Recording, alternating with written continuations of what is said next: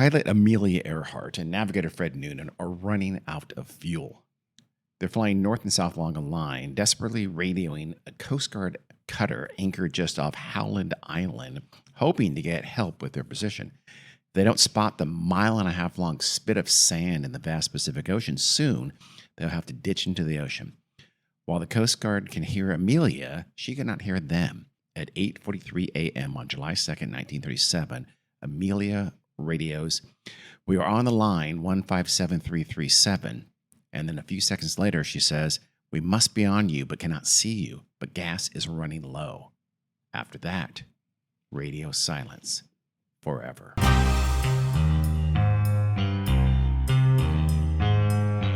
Hi, everyone. Welcome to the Weird World Podcast. This is not going to be a mysterious ending. Well, maybe. Episode. If you don't know history, then I'm not going to tell you. That's Don't true. give it Okay. away. Gary, don't give it away. Oh, okay. Was Amelia Earhart? What happened to Amelia Earhart? What happened to Fred Noonan, the navigator? Well, I wasn't aware that anybody knew completely. Some people think they know. Some Okay. people are pretty damn sure about it. They probably shouldn't be, but we'll talk about that. There's a ton of conspiracy theories. This is one of the most famous cases Yeah. ever about anything. Is Yes. the mysterious disappearance of Amelia Earhart. It really is a mystery because, it probably shouldn't be as big a mystery as it is because, as we'll learn here, Yeah. there's one thing in particular in my research that I wasn't aware of and really kind of explains almost certainly what happened. And actually, the conclusion when you hear about this is that it would have been almost a miracle had they found Howland Island and landed. I think they were doomed when they took off in that last leg, and we'll get into that. Okay. So first, I think we start. This, by the way, it's probably going to be a two-parter. Okay. So here's part one. We'll start with some background, of course, on Amelia Earhart. Not so much on Fred Noonan. He kind of gets lost in the shuffle. Yeah. But Well, he wasn't the world famous aviatrix. So Amelia Earhart was born Amelia Mary Earhart. She was born July 4th, 1897 in Atchison, Kansas. I think that's the same place Dwight Eisenhower is from or nearby. I can't remember. also, I got to say, Yeah. her parents did What? her dirty. Amelia Mary. Amelia Mary Earhart. And does not roll off the tongue. Does not. No. Well, then you can blame Samuel Edwin Stanton Earhart, her dad, and Amelia Amy Earhart, née Otis, her mom. You can blame them. Is Amy her middle name or her? It's her nickname. Nickname. Okay, Yeah. that makes sense. So he went. So she named, she's a junior. basically from the That's mom. They never weird. call women juniors for some I reason. know. So she was from kind of a wealthy, a well-to-do family, although they would later have some serious financial difficulties, and that would impact her life very, very directly. But her dad had worked his way up to be a lawyer for the railroads, and her mom was from a kind of a very affluent family. Her mom was a fierce feminist. She really Nice. taught Amelia and her sister to, express themselves and achieve. And just because they're women doesn't mean they had to just go be married and they should have a profession. Yeah. And they're both, people have said that she was kind of a tomboy, but she and her sister really, they would just go out and explore just like the boys, which is not something, especially from well-to-do families, that the girls always were allowed to do. They'd climb trees, they'd hunt rats with a rifle, like I don't know if it was a BB gun or a little rifle. They would go out sledding. Okay, I take it back. Mama Amelia, you're good. She did a good job. Yeah. They even made they fashioned like a ramp onto, I think, the family's shed, and like a homemade ramp, almost like a roller coaster, and on the shed, the tool shed, and Amelia used it to jump high into the air on I think a snow set or something like that. And she yelled to her sister, says, "Oh, Pidge, it's just like flying." And that would be kind of prescient for what she would later do.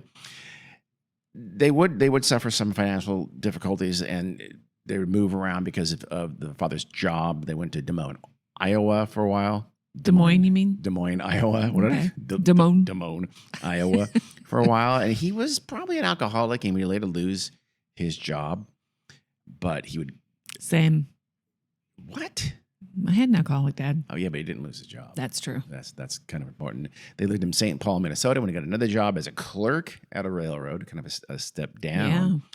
And, so she's going to school. She's moving around a lot. They wound up in Chicago where they had to live with friends when he lost his job again. Yeah. Edwin. Oh, wow. Yeah, I know. She spent a horrible, horrible semester at Hyde Park High School in Chicago, where, like, on her yearbook, one person said, AE, the girl in brown who walks alone, which is sad as hell. She didn't know anybody. So she's moving around. But I mean, she did graduate. That was her last semester in high school. She graduated from Hyde Park High School in Chicago, but that's not where her roots really are. Yeah. And then on Christmas vacation in 1917, Amelia's about 20 years old. She goes to visit her sisters in Toronto, Canada. Wait, is she in college or something? She did go to college, but I don't think she ran right away. Again, there were financial difficulties. But she would later get an inheritance from her grandmother, who was well-to-do, but then they'd run out of that money. Her mom tried to get it, and she kind of off and on into college in these years. But she went to visit her sister in Canada. I think her sister's in Toronto, helping with the war effort. Okay. With British soldiers and Canadian soldiers coming back during World War I. And there, Amelia got some training as a nurse's aide from the Red Cross, and she started doing that as well. And she's helping a lot of the people she's helping are pilots. Yeah. And she starts hearing about all these great. This is when flying was still fairly new, and she's hearing all these amazing stories about flying, and she's just starting to kind of psychologically fall in love with it and be interested about it. But one of the immediate problems was that she had a serious sinus condition. She had some multiple operations on her sinus. Wow. So she would sometimes have trouble, like, at altitude and also drainage and things like that. She would have multiple operations throughout her life. And it was a chronic problem, and it actually affected her when she flew sometimes as well. I wouldn't want somebody operating on my sinuses in the 19 teens. I think after the war, she went to and enrolled at Columbia University in New York. Okay. But she quit her studies in 1920, a year later, when her parents reconciled. I guess they were kind of separated, and they moved to New York, and they moved to California. Oh. So she moved to California in the early 1920s, which was really important because that's where she kind of fell in love with flying. And that's where she's able to first fly. So she's in early 1920s. She's in her 20s now. She's in her mid 20s, and she and a friend went to an air fair that was held in conjunction with the Canadian National Exhibition in Toronto. She's back in Toronto. Okay. And she talked about how this is just fascinating to her. And she looked at this flying exhibition about World War I aces. And she even saw one of the persons that she had treated there. And so she and the friend are watching this, ace pilot do his thing at this air show. And I guess they're standing kind of off to a field, and the pilot sees them and goes, "Hey, I'll scare the shit out of these two girls." So he goes and he buzzes them, and Amelia just stands her ground and he doesn't even move. It's just so fascinated by the action of flying. And she, now it's really in her blood now. So at the end of 1920, she and her dad now are back in college. She's back in California. They go to another kind of thing. They called it an aerial meet. Just people would just fly and show off different planes and things like that. It was at Darty Field in Long Beach, California. Oh, near interesting. to my heart. They were giving like flights. So for $10, which was like a lot of money, $170 now. Wow, you can get a 10-minute flight as a passenger on a plane. Yeah. And so she just begged her mom, can I do it? Can I do it? Can I do it? Wow. And they had a little bit of money then. So her mom said yes, and they paid for it. And wow. She says, quote, "By the time I got 200 or 300 feet off the ground, I knew I had to fly." So that's the first time she's in the air, and it's just exhilarating. Amelia Earhart was going to be a pilot. So she doesn't work or anything? She's just like going to be a spinster, stay with her parents forever? She's going off and on to college. She's in college sometimes. She's not. So she's still trying to get a college education at times. Yeah. She's not. I think she's doing some odd jobs and things like that. Yeah, it's not clear. But she is, she's not sure what she wants to do. Yeah. She knows she wants to, and her mom is urging her, but she's not yet sure what she wants to do. All of a sudden now, at the end of 1920, maybe she's only 23 years old. Sure, but in those days, I'm guessing she has no use for men. There are rumors. Okay. but it's what, not connecting her with certain men or other rumors? both, Okay. actually. So not that long after this, early 1921 now, she goes and she finds someone who will teach her how to fly. His name is Netta Snook, you know? Actually, probably was not real easy to find somebody willing to teach her how to fly. Well, Netta Snook was a woman. Oh, okay. So there were some, they literally call them aviatrixes. Yeah, and interesting. So Netta Snook agreed to teach her how to fly, and they signed a contract. Again, this is at a time where the family did have some money, and the initial contract was for 12 hours of instruction for $500, which is almost $10,000 now. Wow. So it wasn't cheap, but she really wanted it. I think this is after her grandmother died and she got an inheritance from her grandmother and her mom was administering it. And so she wanted to use some of the money for $500 of it to learn how to fly, taught by Netta Snook. Cool name. And she's doing, it wasn't enough, I guess, by itself. She didn't have enough money to do that. And she needed some more money too for gear and stuff like that. Yeah. So she went to work. She was working as a photographer or helping a photographer. I don't know. She worked as a truck driver, a stenographer. She was able to save up $1,000 and that would go toward her flying lessons. And also I think, you need some other incidentals. And she started her first flying lesson in early 1921 at Kinner Field, which is in Long Beach. And now in the city of Southgate. There's no airport there anymore. To get there, it's funny. She had to take a bus for miles, and then she had to walk the last 4 miles. Oh my gosh! There's no wait. I don't. Which is confusing, since if people were going to land there and they weren't going to take off on an airplane from there, how do they get anywhere? I mean, taxis maybe, but maybe she didn't want to waste her money. I guess maybe so. So that was So she was committed. It was hard for her to learn how to fly. This is when she cut her hair real short, because a lot of female pilots would cut their hair short, and because they put them and didn't give you eyes, and they'd put the little helmet thingy on. So she cut her hair short, and that was kind of her trademark look from that time on. This is about mid 1921 or so, and she's able, with the rest of the money that she saved up, she's able to get a cheap secondhand biplane. It was a Kinner Airster. It was yellow, chromium yellow, and so she nicknamed it the Canary. And she was able to use that to learn how to fly. And she bought a brand new coat, but everybody made fun of her, so she stained it with oil to make it look like it was used. And she was a veteran. She flew the Airster up to 14,000 feet in 1922, which set a world record for female pilots. Wow. At the time. In May of 1923, she became the 16th woman in the United States to be issued a pilot's license. So she finally got her pilot's license in May 16th, 1923, from the Fédération Aéronautique Internationale.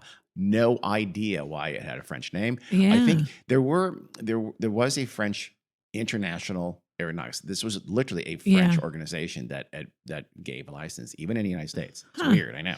I have a question. Yes. How high can you fly without needing to be pressurized? That's a good question. Apparently more than 14,000 feet. Okay. They were out in the open. Yeah. That's why you wore that thick ass coat and the helmet and the goggles. So yeah. I mean, think about it. People go up and mountain climb that high without oxygen. It's 14,000 feet. We've been that high skiing. 14,000 feet? And you have in Utah, we have probably, or maybe not quite 14. Not that high. I take that back. Yeah. But pretty high. I didn't think we were that high. Okay. Well, you've skied the Himalayas. I'm making that up. I have Carrie's never skied the Himalayas. So unfortunately though, about this time, her dad made a really, really stupid investment into gypsum mine and lost the rest of her inheritance from her grandmother. Oh, no. Yeah, I know. Did she approve that investment of her money? It may have been her mother, actually. I take that back. Her mother was administering, so that might have been her mom's bad on that one. And so basically, she doesn't have any money now, so she really has to. So she had to sell her plane. Oh no! Sadly, I know there was hurdles. There were bumps on the road. Yeah. That could have been the end of her flying life easily. She was able to buy a cheap car though, and it was gold. So she called it the Yellow Peril. A little bit racist, Amelia, but at the time. And then finally her parents got divorced in 1924. So she was able, though, to return to Columbia University for a little while, and then she was going to enroll in Massachusetts Institute of Technology, MIT, but her mom had to write her and say, we just can't afford it anymore. Yeah. So she had to drop out of college again. That's She a then went to bummer. work as a teacher and then later as a social worker in Boston. And she lived in Medford, Massachusetts, outside Boston. So now she's living in Boston. She's working, but she's still trying to fly. She flies whenever she can. And so, for instance, I guess they opened up a brand new airport in the Denison Airport in the Boston area, and she became the first person to take a flight out of that airport, period. Oh, And she would work as a sales representative for Kinner Aircraft in the Boston area. She's got a job that way. And what she's doing, though, that made her a little bit kind of local famous, was that she started writing a newspaper column. I don't know, for one of the Boston publications, I don't know which one, but it was about flying and just extolling flying and how women should fly and things Yeah. like that. And she became a little bit of a minor celebrity because she's doing Okay. fly. She's a female celebrity. She had done some other stuff. Remember, Yeah. she had broken some records. She was a little bit of a known commodity, but not that well known. And she was a fierce advocate for women in flying. Mm-hmm. And so it's early 1928. And this is going to be this is what made Amelia Earhart. We've never heard of her if this didn't happen. There was an American heiress named Amy Phipps Guest. She was the daughter of Andrew Carnegie's business partner, Henry Phipps. Okay. And so she had loads of money. And she decided she wanted to be the first woman to fly across the Atlantic by air. Now, remember, often, and this is true for Amelia Earhart too, they were not actually piloting the aircraft in some of these ones. She was just, a female in the aircraft. And that's what Okay. Amy Phipps Guest was going to do something like that. She was living in London at the time, and her husband was a British air minister. And so she used her connections. She compiled this team of pilots and aviation professionals to support her, desire to become this. I don't know. I want to put quotes on pilot Yeah. because she hired a pilot named Wilmer Stutz from Pennsylvania who was going to actually fly the plane. So, it's a little bit like Lauren Sanchez thinking she's an astronaut or Katy Perry because we went up in space. And so it's a little bit, I don't know, but it's lucky because when her family found out she was going to do this very dangerous flight, by the way, Yeah. they put their foot down, said, absolutely not. We're not going to let you do that. Well, I don't know if they, disown her. I don't know. She's married to a British air minister. Still, Yeah. they said absolutely not. And so she gave up and she said, okay, I won't do it. But, and her, she was a little older at this time because she had two sons that were in college. And her sons, Winston and Raymond, both threatened to quit college, one in Yale, one in Cambridge, if she went ahead with it. Wow. So she caved and she decided to give up her dream of making this flight. But she really wanted a woman to make this milestone. No Yeah. woman had ever crossed the Atlantic. She wanted, if she couldn't be that woman, she wanted some woman to do it, and soon. So she thought, okay, I will sponsor the product. I'll pay for this project. And so she said, find me the right girl. Her words. She said, this candidate needs to be a pilot. I want this person to fly. At least part of the time. Remember, it's going to take like a day. They need to be well educated, well mannered, physically attractive, and American. Those are her criteria. So in April of 1928, another fateful thing happened. George Palmer Putnam, G.P. Putnam, G.P. Putnam. He was one of the Putnam publishing family, and I think he was in Chicago. He had been the publicist for Charles Lindbergh and had promoted Lindbergh's best-selling autobiography called We. So he had experience in this thing, and he found out about it. He and another person found out about this idea, this rumor that, hey, that rich lady is looking for a female pilot. So they took it upon themselves to find that female pilot. Just really honestly, from Putnam's to glom on to the celebrity, his next project, to be honest.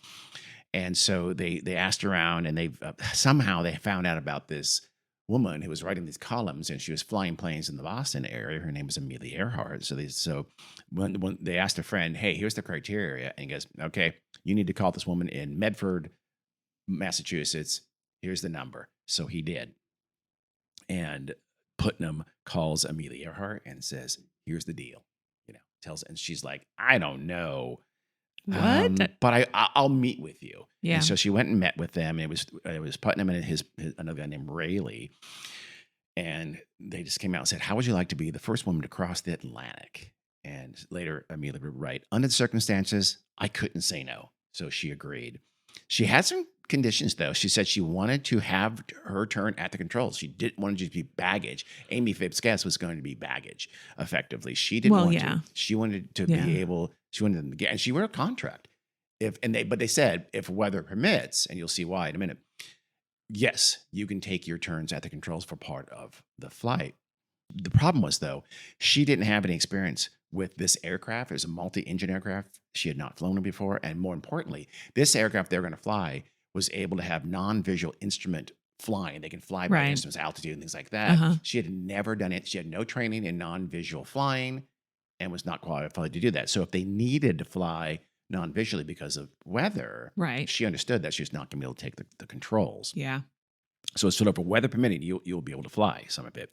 Wilmer Stutz and Lewis Gordon would be technically under her command. She'd be like the commander of the flight, but the two people who were going to do the piloting, and mostly it was Stultz, would actually, be doing all the piloting if the weather was bad. They should train her on the non-visual. They wanted to get this done while they're doing it. Yeah, that's true. While they're flying. It probably took quite a bit of hours to do that. That was not an option. So just a couple months later. No. I mean, just show her the ropes while they're doing it. She can sit in the cockpit and they can explain to her what they're doing. Yeah, but she's not going to be what I'm saying. Taking the controls. No, I know. It's a lot more than just like, give me the gist. She needs to learn it. Okay. So in June of 1928, they finally were able to leave Boston. This at a time where if the weather is bad, they would not fly. Yeah. It was always windy. Yeah. Oh, we're done. We're not going to take it out. So they went 3 days back and forth to try to fly, and they were never cleared to take off. Finally, on June 3rd, they were able to take off. They called the plane was called the Friendship. And so what they did, though, was they had to get rid of a lot of weight, and including the backup pilot. His name is Lou Gower. He just said, "Okay, I won't go." Oh. And so now they had really just one pilot and Amelia, but Amelia was not capable of doing it if there was going to be bad weather. And so they were able to take off, and they went north. They went on the first leg was to Newfoundland. So this wasn't going to be a nonstop. Right. They're going to go, the first leg was Newfoundland. There, though, it was just, remember, this is June. Yeah. And terrible fog, gale force winds. Wow. They had a bunch of mechanical setbacks too. And so they spent 12 days just waiting at some hotel for the ability to fly out of there. The problem was there was another dude, his name was Oliver Laboutillier, I don't know, he's French. He had was trying to do the same thing, and he had a female on board with him. There was a socialite named Mabel Bull. So she was going to be the first person if they took off first. So they both understood that. And they're both in Newfoundland, by the way. Yeah. And so they're waiting. And finally, Earhart just convinces Stultz, we got to go. I don't care what the answer is. I want to go. She was very daring. She basically gave the order because he was hungover on this morning badly. Stultz was. I keep on saying Stutz. Wilmer Stultz was his name. He was badly hungover there in Harbor Grace, Newfoundland. And I guess she thought that, hey, those other people are going to go, so let's go. So he agreed. They went and they got up into the air. Little did they know that Laboutillier was absolutely not going to go. He was going to wait until the weather was perfect. So he didn't take off for some time. And so they take off. There's terrible fog, there's horrible clouds, there's really bad visibility. So she cannot fly, and she must have understood that. Yeah. So Stultz has to do all of the flying, and he does. And they have radio difficulties, so they lost their radios. So they were basically going to try to land somewhere on the British Isles. No one wouldn't even know they're coming. People knew there was publicity about the flight. Yeah. But now, since their radio went out, they just land somewhere. Yeah. Hopefully, an airport. It was not. They actually landed in the water. They had a pontoon plane. Wow. Just off the coast, in like the Bury Estuary. Just off the town of Buryport and the village of, I'm not going to pronounce it because it's spelled Pwll because it's Welsh and they can't spell things, in Carmarthenshire, Wales. I'm positive I'm mispronouncing that. Yeah. Sorry to our Welsh listeners. Yes, they can spell things. They have too many W's and Y's. But it's, a different language. It's wrong. It's just morally repugnant. I'm kidding, Wales. And so they landed, and she was even as a little bit of, did they land? They landed kind of in the water. Good enough, close enough. They're in Wales. They made the crossing. She's the first woman to ever cross the Atlantic. She was very, diplomatic about it, though. She said, Bill did all the flying, had to. I was just baggage, like a sack of potatoes. Maybe someday I'll try it alone. and so she wasn't someone who was. Yeah. Putnam was the relentless promoter. It wasn't really Amelia to the most of it. In July, they got like a ticker tape parade back in New York City. Thousands of people showed up. She met the president, Calvin Coolidge. Nice. So she was now a major celebrity. She was nicknamed Lady Lindy because she did look a little bit like Charles Lindbergh. Okay, that's not. That's what they did back then. Mm-hmm. So she had now, and Putnam is putting her on talk shows and radio shows and things like that. So she's becoming pretty popular. She writes a book about it called 20 Hours, 40 Minutes, or Flight in the Friendship, which is the length of time it took in the air. So we saw a lot of clouds. Yeah. We saw, no, it was tense. Okay. They didn't have radio. They had terrible weather. It was very tense. They didn't know where they were going to land. They didn't know if they're going to get there. I don't know how low they were on fuel when they landed, but it couldn't have been, it was a tense and dangerous flight for sure. Well, maybe I'll try to check her book out from the library, see if it's any good. So finally, Putnam is her publicity person. Yeah. She then marries him on February 7th, 1931. But it really was literally a marriage of convenience. I mean, her words. Yeah. A marriage of convenience. They were, like, you can go do your thing. I'll do my thing. Mm-hmm. So I'll have relationships. You can have relationships. I don't care. Yeah. We're business partners more so than husband and wife. But it was just. Then why the need to get married? I don't know. I don't know. It seems odd, especially given her, she didn't take his name. She remained Amelia Earhart. Huh. So it's I don't know. He just talked her into it, I guess. But it wasn't, he was an heir to the publishing company, but he didn't have a lot of money. Yeah. He had been bought out. His brother had bought him out earlier, and you'll hear later he wasn't loaded. So that wasn't it. Yeah. So I don't know. She actually was engaged to a guy named Samuel Chapman. He was a chemical engineer from Boston. She had to break off that engagement to marry Putnam. Huh. So again, she Putnam also had to get a divorce in order to marry her. To marry her, he was divorced in 1929, so that he didn't get married for a couple of years. Huh. But after he got divorced, he proposed to her 6 times before she finally said yes. So maybe that's what it just was. She just wore her down. Yeah, I guess. So, but she literally would call her marriage a partnership and said they had dual control. They had to agree to do whatever they're going to do. She said, I want you to understand I shall not hold you to any medieval code of faithfulness to me, nor shall I consider myself bound to you similarly. I may have to keep some place where I can go to be by myself now and then, and for I cannot guarantee to endure at all times the confinement are of even an attractive cage. So we need to write these as vows. That's maybe the worst vow in the history of marriage vows. I don't know. That wasn't a marriage vow, by the way. I kind of like it. That was I'm saying letter. Let's make those some vows. Okay, right. So she's 34 in May of 1932 when she again flies from Harbor Grace in Newfoundland. So in 1932, it's May. She's 34 years old. She decides she's going to fly to Paris in a single-engine Lockheed Vega 5B, essentially to copy the Charles Lindbergh flight, to do it solo. That had been done just 5 years before this. Mm-hmm. She had a technical advisor to help her with this, but she wanted to do this flight on her own.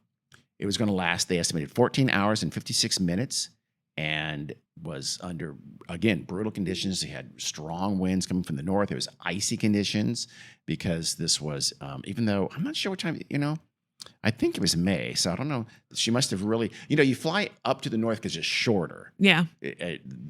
Crossing the globe is much shorter the more north you right. go. So you go as far as you can without getting the weather getting too bad.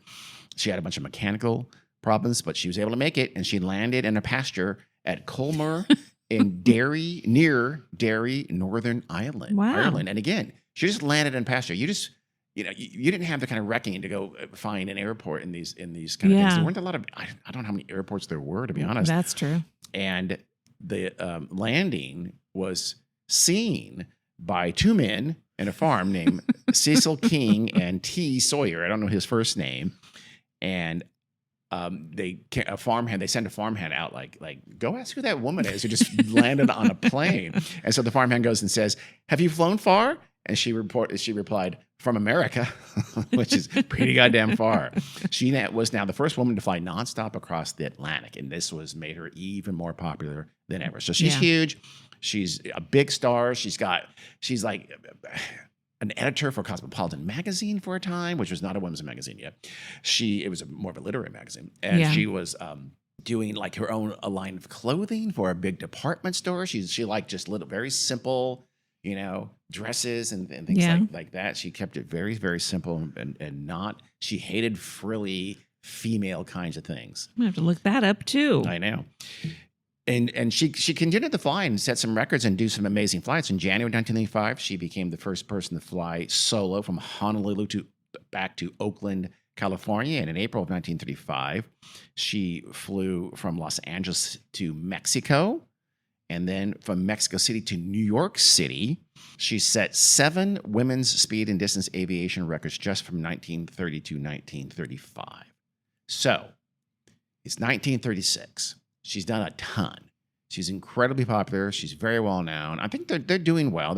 She and Putnam and George have plenty of money because she's making most of it. They decide that she would be the first woman to fly around the world, to circumnavigate the globe. Okay. Men had done this already, but no woman pilot had ever done this before. Flight would go 29,000 miles, which is about 47,000 kilometers, because they were going to do an equatorial route, not one of those easy ass routes along like either the northern or usually is the northern part of the globe. So that was farther than anyone had flown before, even men. And the idea was that they'd go these legs and they would land in they were going to land all over the world. Right. And they would generate all kinds of buzz and generate a bunch of publicity and stuff like that everywhere that she landed. And because they were going to write a book. I mean, this is definitely a money-making opportunity for her. That's what she did. This was her job. Yeah.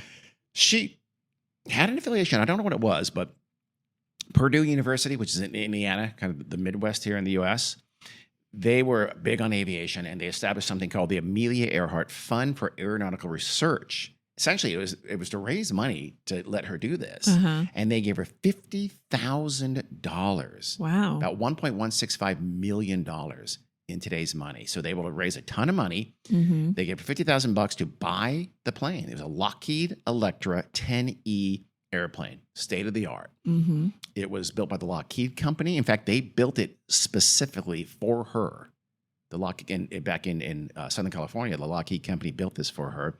It had extra fuel tanks and a lot of modifications that a normal plane wouldn't, because it was intended to be a very long distance airplane, because she's going to do some really seriously, thousands of miles at a time. Wait. Yes. Were there commercial flights? They were just, by Pan this Am point? was just starting. Okay. And in fact, her Fred Noonan, her navigator on the final flight, that was one of the things he did. Okay. He worked for Pan Am, and he sort of designed figured out all their best routes and how to do them and train people on them.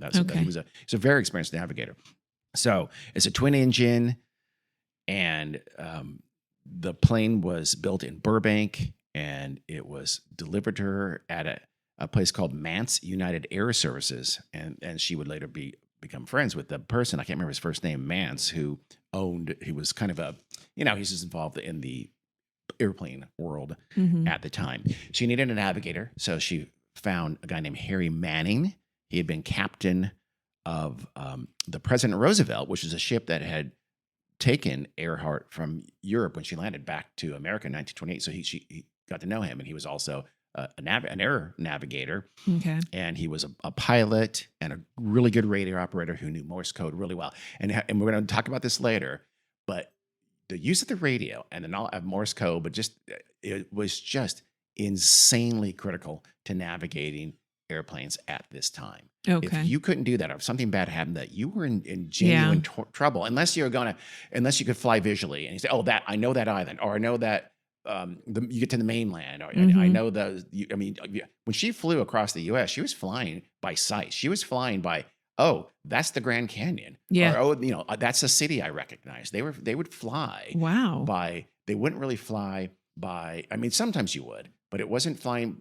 When you were flying over the ocean, places like that, you had to fly, and you would generate your position through the radio and through Morse code and through radio stations in various places along the way. That's how you did it. So it's incredibly important for your navigator to have really good state-of-the-art radio, and for your navigator to understand how to do that. It's really complicated. So you just do like Morse code, or You talk on a radio and say who's there, where am I? No. Or where are you? Like I said, it's super complex, where you had to ping back signals at certain frequencies, and they had to ping back signals to you, and then you had different antennas some did receiving and some did sending. I'm not going to get all to the technical. There's a point later where I'm going to talk about, which is the most fascinating. In doing this research, the most fascinating thing was figuring out that it was almost certainly the radios that killed Amelia Earhart and Fred Noonan, and you'll see why in a bit. Okay. But it's very complicated. It's not something that's simple. And Amelia Earhart herself she didn't know it. Oh, she was. Okay. I mean, she could do the basics. Yeah. She knew what to do. She could know. Okay, I'm going to send a signal now, and I'm going to hold the thing down for 30 seconds or a minute or something like that. And that helps them create, they find a minimum, and the receiver needs to know the minimum in a frequency or something like that to get a bearing on where you are, and then send back to you where you are. Things, again, I'll mangle it if I go too much into it. I know, as you know, I know all the technicalities of it, but I don't want to confuse our audience is what I am hoping not to do here. That's why I don't want to. But anyway, he was very good. Harry Manning was a really good. He was not just a pilot. So in other words, a backup pilot is a nice thing to have, but he was this very skilled radio operator. Yeah. And so they fly across the U.S. to start this. So originally Earhart was going to fly, Manning would do the navigation, and they flew with Manning. I think Putnam joined them just to fly with Manning across, her husband joined them just to fly across the U.S. to take off from Florida, I think. I call him Putnam.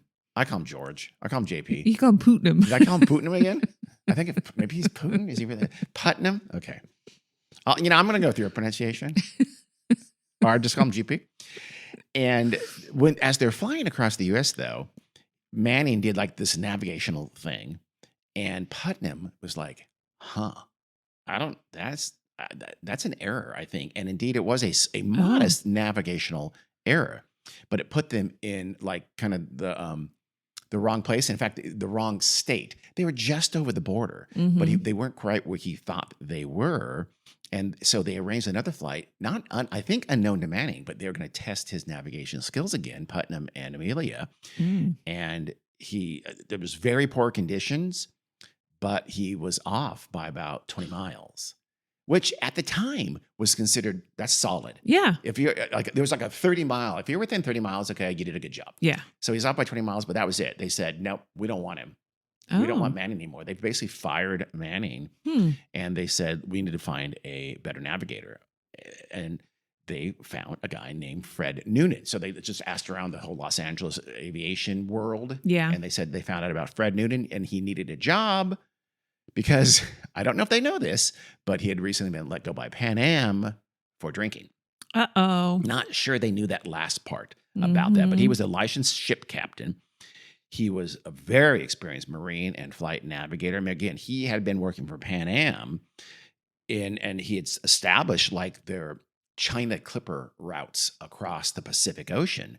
He had kind of designed, that's not the right word, but he had developed these seaplane routes and figured out how to get the best routes and the best way to navigate across the Pacific for these fairly early transcontinental or transoceanic flights that they were doing, these passenger flights. And so the idea was, okay, Noonan, you're hired, you'll navigate. We'll go from California will go to Hawaii. They're going to go to the west. We'll go from California to Hawaii and then to Howland Island. And that last one would be the most difficult leg of it, because Howland Island is a strip of land about 1.5 miles long, and I think like a not even a half mile wide. It's Oh, nothing. wow. It's just, it never gets more than 20 feet above sea level.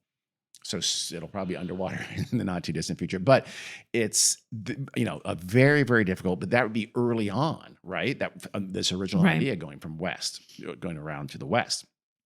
And then Earhart would fly to Australia and so on.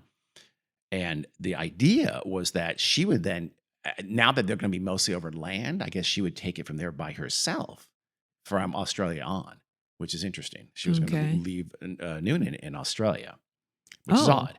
They really needed him because the Howland thing, they needed that radio, telemetry is not the right word, but they needed that radio navigation desperately to go really to Hawaii, but then also to Howland and then from Howland to Australia. Yeah. So on March 17th, 1937, Amelia, and I think they had Noonan, and they had someone, I think they had, Mance might have been on the plane with it. Yeah, Mance was with them, and so was, and Manning was still a part of the plane, but he was not going to go, a part of the crew. The other, the one they're going to let go, but he was not going to go for much of it, just a first leg or two. But they had an accident. Uh-oh. And they were able to go, the first leg was going to be from Oakland to Honolulu, and they had some mechanical problems. And so I'll start the whole thing over again. So they take off on March 17, 1937, and they are going from Oakland to Honolulu. Again, that's going to be the first leg. They're going to go from Oakland to and end up in Oakland again from going all around the entire world was the idea. They had some mechanical problems on the way there involving the propeller hubs or something like that. So when they got to Hawaii, they sent the plane into Luke Field, run by the Navy at Pearl Harbor. And that was a aeronautical facility at the time. So they were going to service the airplane, essentially. 3 days later, they're able to leave Luke Field. And now, again, they're going to go to Howland. This is the most dangerous part of the trip for sure. Earhart, Noonan, and Manning were on board still. So they essentially kind of had two navigators at this point. Again, I think she's going to leave, I think both of them in Australia was the idea. So they're going to take off. They're taking off from Luke Field in Honolulu.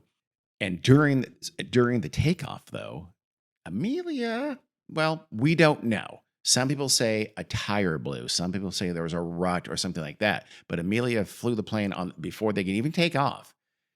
She went into what's called a ground loop, which is basically when something, whether it's a wheel on one side or sometimes a wing on one side, it gets stuck and flips you horizontally, and you start looping. The airplane loops around. Yeah, and so it did, and it really damaged the undercarriage and the wheels really badly. Uh-oh. So it was essentially having it's like an accident before you take off, right? Effectively, and there's a lot, just FYI, by the way, the Wikipedia version, I did a ton of sources, but the Wikipedia part of this is very pro Amelia. It's like, probably a tire blew.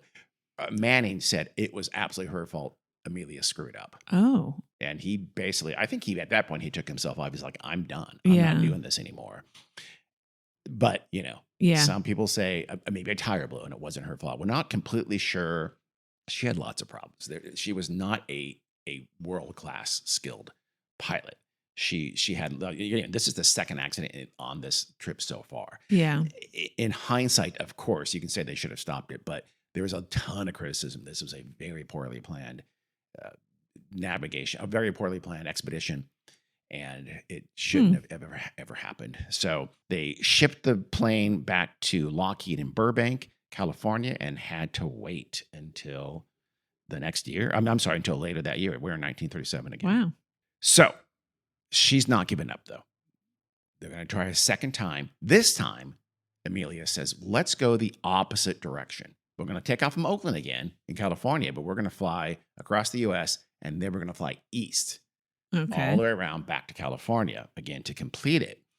That means now that Howland leg will be from, well, not Australia. It actually turned out being from New Guinea, from Lae, New Guinea. And it would be like the second, you do the Howland leg that was the most dangerous. Then you take off from Howland and get to Hawaii, which is somewhat dangerous, but not that dangerous. And then you're Hawaii to Oakland, which was done all the time. Right. So this is going to leave the most dangerous part of the flight for the very end. Yeah. Yeah. It's not clear why they decided and why they changed that up.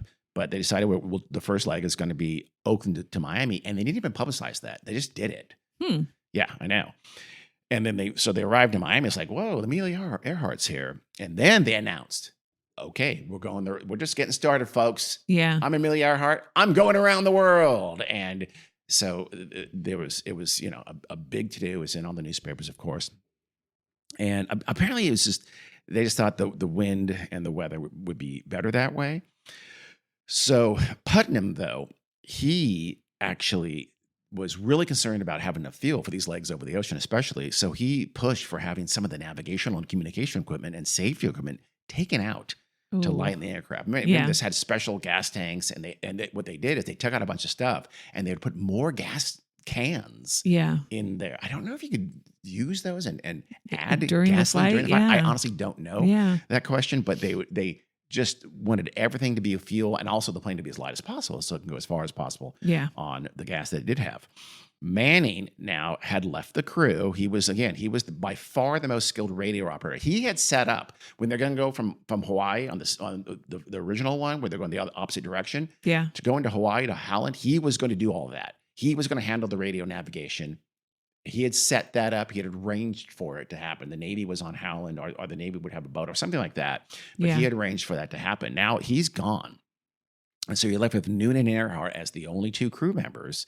And again, Noonan, he knows how to operate a radio, but he's not as skilled. He knew Morse code, but he wasn't really good at it.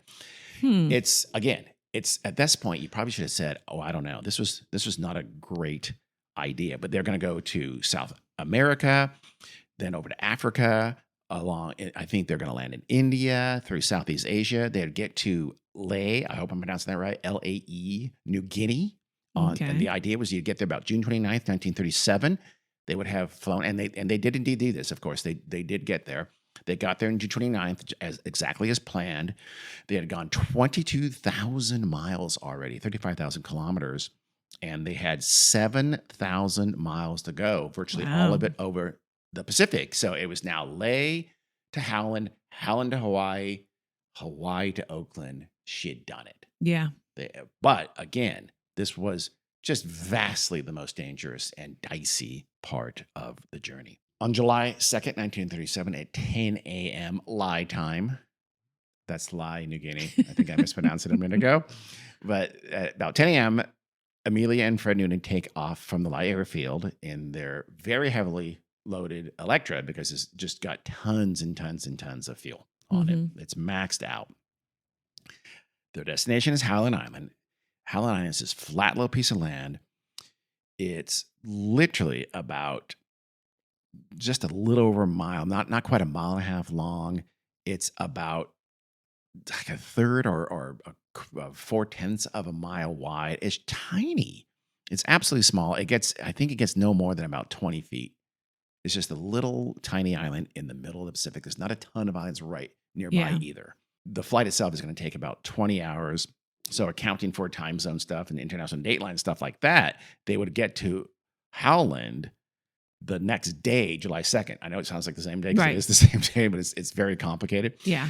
And they were carrying 1,100 gallons of gas. That's about 4,200 liters of gas. So now President Roosevelt was helpful here, because Amelia was very good friends with Eleanor Roosevelt. Oh. In fact, she had, through her friendship with Eleanor, she had got this person who some people think was a lover of hers. She had gotten him a job with the Roosevelt administration, and something like he did something little corrupt, I think it was. So he was getting fired. Amelia wrote to Eleanor and said, "I'm not going to campaign for the president if you don't hire him back." Eleanor went to Franklin, told him that, and he just said, he laughed. Like, Franklin goes, "Oh, that Amelia." But the next day he was offered his job back. Oh, so he did get his job back. Yeah. And she was a big fan of his. I think you know what I'm saying. This is some people think that. Anyway, so what Roosevelt did was he had the U.S. Coast Guard send out a ship called the Itasca, and that it would be anchored right off Howland Island. It would help with the radio navigation. Right. It would help immensely. They really needed to be able to contact them and to go back and forth and do all the machinations. Again, it's much more complicated than you think. It was just not being a radio operator was serious training and experience to do it and to do it right and to do it reliably Mm-hmm. at this time. And it was incredibly important. It was critical. There's no way you're going to dead reckon and find this thing. So Fred Noonan was going to navigate celestially literally by the stars. Okay. And he would, and he thought that could get them close. But to really find Howland, they were going to need to get really close and then use radio navigation with the help of the Itasca Coast Guard cutter to find it the rest of the way to actually Right. get down to this little tiny island in the middle of the Pacific Ocean. And so they had used what's called radio direction finding, RDF, at that time, and the Itasca had all the equipment to do that. They also had another radio system on the island itself, so they had kind of a backup, and they even had a couple other ships. I'll tell you the name later when I get to that point, in the area as well to help them. So the U.S. government was all in on helping Amelia make this flight. So at about 3 p.m. in lie time, so back in her original time, so they've been in the air now for about 5 hours, Amelia said, we're cruising at 10,000 feet, but it's thick clouds, so we're going to lower. So about 2 hours later, she said, okay, we're now cruising at an altitude of 7,000 feet. We're going about 150 knots, which is about 170 miles per hour. So everything's fine. Everything's good. They're on their way. They think they're heading toward Howland. Noonan's doing his navigation, his celestial navigation. The Itasca is receiving very strong signals and even clear voice transmissions from Amelia, but she's hearing absolutely nothing from them. She's not sure yet. She doesn't know that they are radioing back to her. Right. And it becomes clear to them, to the Itasca, she's not hearing us. Yeah. We're hearing her. Something's going on here. Uh-oh. Something's wrong. The calls from Earhart were just very routine at this point. She'd just every once in a while say, oh, the weather's this. It's kind of cloudy. It's overcast, blah, blah, blah. She's flying at 2:45 a.m. And the calls start getting staticky. The calls are kind of breaking up at 6:14 a.m. So now they've been almost, remember, it's going to be about 20 hours. Yeah. Again, I think this is all in lie time. They got another call, and they said that they think the aircraft, that Amelia said that we think we're within about 200 miles, and now we're requesting that we use this direction finding technology. Yeah. So please provide us with a bearing, and, so it's not clear, but she may have not realized until now. So, okay, now please talk to me. That she can't hear them. Yes. Yeah. They had been talking to her for hours and hours and hours. Oh, no. And she did not know that. So she's not receiving any of the vocal radio transmissions from the Itasca at all. And she never would. So she starts whistling, and she whistled for like 2 minutes to give a continuous signal, and that would help them get a bearing. Is that, again, there's a lot of technical things like, we need to get a minimum. It has to do with the frequency and things like that. And they can say, okay, you're at bearing da-da-da, blah, blah, blah. And they go, okay, now we know. And Howland is at da-da-da, so they know exactly which direction to go and how far they are. But of course, they are not responding in any way, shape, or form. And they realize that their RDF system, their radio direction finding system, just couldn't tune in. She was using the 3,105 kilohertz, and they couldn't tune to it. Again, I'll get into the technicalities of that, but it's this horrific mishap that occurs between, not realizing what frequency to be on, and they're essentially just miscommunication with one another. Yeah. There was probably also some antenna damage. So there was no way for Amelia and Fred Noonan to get any reception from that at all. They were not going to get any radio direction finding help from the Itasca or the Howland Island itself whatsoever. At 6:45, she calls again to ask for bearing for her from radio, and she now estimates. She says, "We think we're about 100 miles away, and hey, I need help. I think I know where we are." We don't know where we are. It's light by now. It's 6:45 in the morning. Yeah. But again, all you see is sea. Yes. A vast, vast, vast horizon of ocean. That's all you see. Yeah. That's already terrifying. Mm-hmm. The Itasca radio log says that at 7:30, 7:40, said that the aircraft had only a half hour of fuel remaining. I don't know if that was from her or from their estimate, but it may have been from her saying, okay, we've got a half hour of fuel left. And it was roughly sometime between 7:30 and 7:40 a.m. They get another log. I'm not sure how much later, not much later, and from the Itasca in the radio log that said Amelia had contacted them or had by radio and said, "Okay, we think we're right nearby. We must be near you. Please help us out here. We can't see you, but we think we're right nearby." And asked them to send voice signals. And the Itasca did report that the signal sounded loud. It was a powerful signal, which kind of indicates to people They are close that they by. were close by, which is interesting because if you look at the theories of what happened to them, it fits better if they were not close by. It's not clear, but I'll get to that in a minute. The ship, though, could not send any kind of voice frequency that she asked because they just couldn't communicate. Again, I'll get to that in the second part. They were able to send Morse codes, which I think goes to a different receiver or something like that. So she was able to get Morse code, but that, she couldn't get any kind of directional help whatsoever. She did acknowledge, I'm hearing you Morse code, but I don't hear anything else.